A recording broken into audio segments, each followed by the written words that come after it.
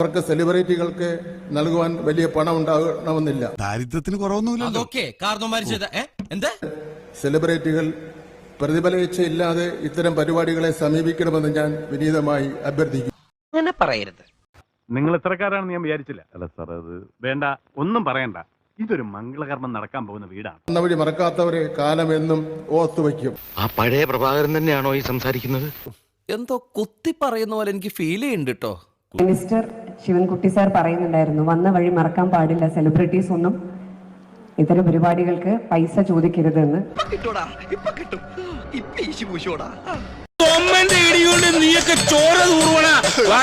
പൈസ ചോദിക്കരുതെന്ന് ഒരു പൈസയും വാങ്ങാതെയാണ് സാർ ഞാനിവിടെ വന്നിരിക്കുന്നത്.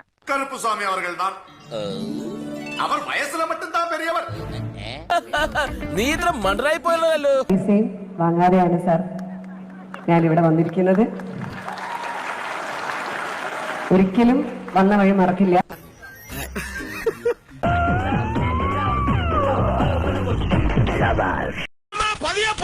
എനിക്ക്